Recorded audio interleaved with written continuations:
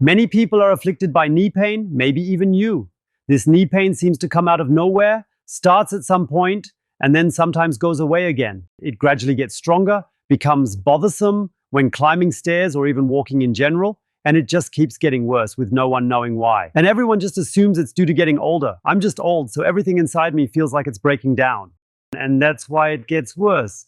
What would you say if there were a factor almost always linked to this type of pain, which can also be easily eliminated? Wouldn't that be great? Let's see what we mean by that. Ina and I will show you together what it's all about. Ina, turn around, please. Now look. Ina's legs, the back of the knee, and here's the big calf muscle, the gastrocnemius, and it's connected at the bottom to the Achilles tendon.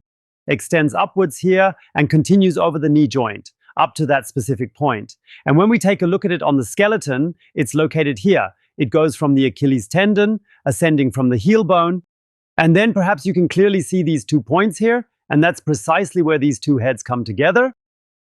And when Ina stands, when the skeleton stands, it has a certain length. Ina, now be a deer and sit down. And now show me on the skeleton what happens when you sit down. The leg moves into this position. And now you can actually see from the side, I think quite well, that this twin calf muscle, which stretches all the way over here to this point and on the other side too, that this muscle is significantly shorter in this position than when standing, because when you are standing, this point shifts upwards. So, and at this point, we have already examined and analyzed at least half, if not even more, of the causes of knee pain.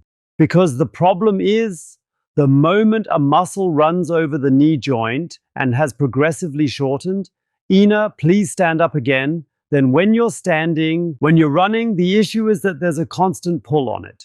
And this ongoing tension can even place excessive strain on the Achilles tendon, potentially overwhelming it. Or yet another facet of this problem is that it runs up to the thigh bone, this specific muscle in question. And now with every step you take, there's a pulling force that steadily draws the thigh bone downward, right into the joint itself. And there's the cartilage, there are the menisci, and everything is under too much stress. Then the meniscus can become detached from the surface, it can tear, and knee joint osteoarthritis may develop. These are all the potential consequences of this tension. And completely independent of those and well before they occur, the body begins to issue warnings because it is constantly measuring all the stress happening here in the joint. Through these receptors, where numerous signals are sent to the brain, it thoroughly calculates and processes everything there. And when the brain calculates and determines that Ina's cartilage in the joint is currently under such a significant level of stress and strain that it experiences more wear and increased abrasion than it is actually capable of rebuilding or regenerating, then the body determines it's time to take some action. It sends out a pain signal during activities such as walking or when climbing stairs. Whatever activity it might be, with this type of pain, it's specifically designed so that certain movements are intentionally avoided. These are the very movements that could lead to damage or harm to the cartilage or injuries to the menisci over time. This is, in a manner of speaking, a well-intentioned warning system from the body. And now you truly understand why it's sheer madness to start taking painkillers at this particular stage. It's like when you're in a car and the oil level drops and the oil warning light switches on. Take out or destroy the oil warning light or cut the wire so that the warning light can no longer be seen anymore. Of course, we should definitely avoid doing that. So, what exactly should we do instead with this muscle that's too short and is causing such a significant amount of tension in the body? We simply need to return it to its usual state, ensuring that its tension normalizes properly. This way, there's already a certain amount of pull consistently applied to the joint, maintaining its optimal function and flexibility. The joint requires that necessary tension for proper guidance and support. However, the pull tension shouldn't be excessively high, as it must not make the body more worn out than it can naturally heal and fully regenerate.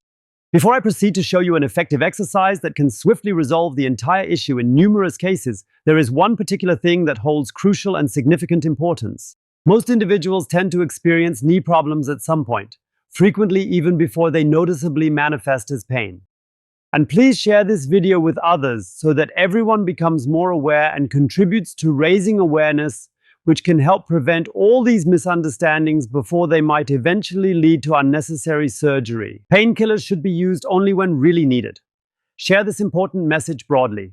I'm going to walk you through an exercise now. This is precisely what you can do to effectively and wonderfully relieve tension in your knee. We position the knee hero right here, assuming you have it. Adjust it carefully so that when you step onto it, standing vertically above, you'll feel a clear and noticeable pull along the back of your calf. Ina, could you please stand in that position? If you haven't got the knee hero yet, then look for a book, or even 2, 3, or 4 books, using those to elevate the forefoot. This way, the angle ensures that it starts pulling noticeably and distinctly in the calf area.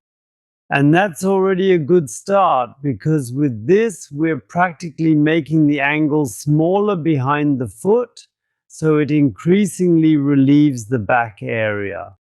And the more you move your hips forward in that position, you'll immediately feel, oh, it stretches more. And now you position yourself just perfectly to ensure that you have maximum tension in this area. And the toes should be positioned clearly enough so that it genuinely challenges you.